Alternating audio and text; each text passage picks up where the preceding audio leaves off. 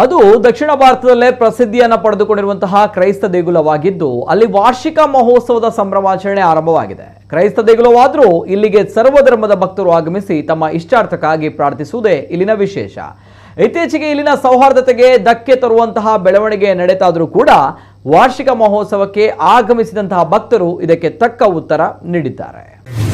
ಸರ್ವಧರ್ಮೀಯರ ಪ್ರೀತಿಯ ಸಂತನಿಗೆ ವಾರ್ಷಿಕ ಮಹೋತ್ಸವ. ಸಂತನ ದೇಗುಲಕ್ಕೆ ಸಾವಿರಾರು ಸಂಖ್ಯೆಯಲ್ಲಿ ಆಗಮಿಸಿದ ಭಕ್ತರು. ಹಿಂದೂ ಮುಸ್ಲಿಂ ಭಕ್ತರಿಂದ ತುಂಬಿದ ಕ್ರೈಸ್ತ ದೇಗುಲದಲ್ಲಿ ಕೋಮು ಸಾಮರಸ್ಯ.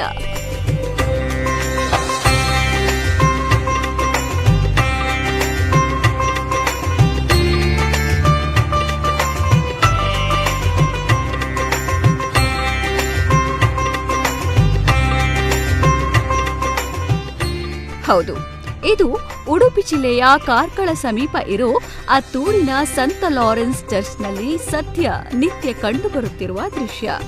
ಭಕ್ತಿ ಇದ್ದಲ್ಲಿ ದೇವರು ಇರುತ್ತಾನೆ, ದೇವರು ಇದ್ದಲ್ಲಿ ಜನರು ಭಕ್ತಿಯನ್ನ ಪ್ರಕಟಿಸುತ್ತಾರೆ ಅನ್ನೋದಕ್ಕೆ ಈ ಕ್ಷೇತ್ರ ಸಾಕ್ಷಿಯಾಗಿದೆ.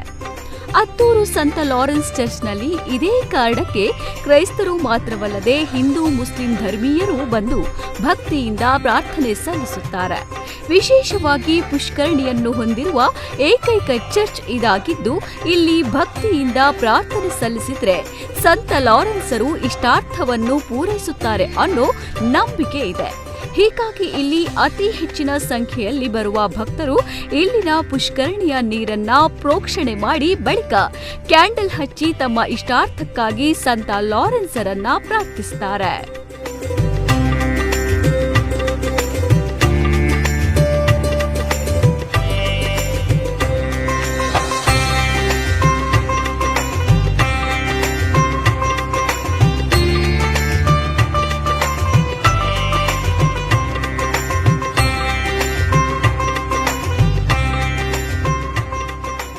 ಇನ್ನು ಚರ್ಚ್ನಲ್ಲಿ ಕ್ರೈಸ್ತ ಧರ್ಮ ಪ್ರಕಾರವಾಗಿ ನಡೆಯುವ ಪೂಜೆಗಳು ಇಲ್ಲಿ ನಿರಂತರವಾಗಿ ನಡೆಯುತ್ತಿದ್ರೆ ಹೊರಗಡೆ ಇತರ ಧರ್ಮೀಯರು ಕ್ಯಾಂಡಲ್ ಹಚ್ಚಿ ಸಂತ ಲಾರೆನ್ಸರಿಗೆ ಹೂವು ಸಮರ್ಪಿಸಿ ತಮ್ಮದೇ ರೀತಿಯಲ್ಲಿ ಪ್ರಾರ್ಥನೆ ಸಲ್ಲಿಸುತ್ತಾರೆ.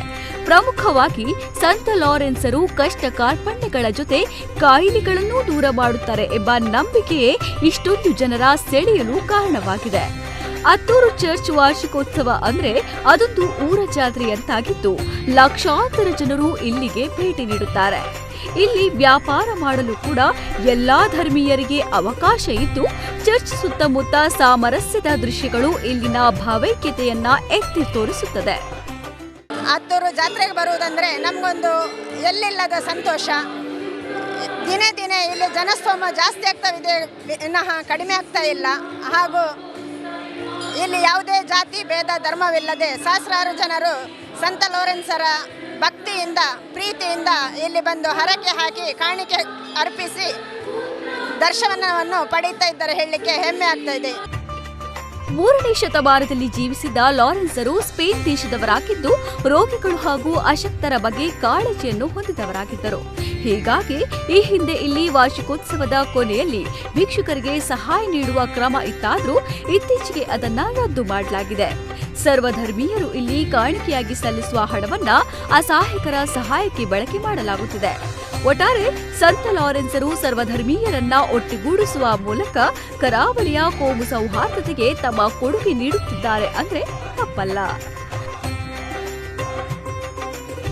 ಪ್ರಮೋದ್ ಸುವರ್ಣ, ನಮ್ಮ ಕುಡ್ಲ 24/7 ಉಡುಪಿ.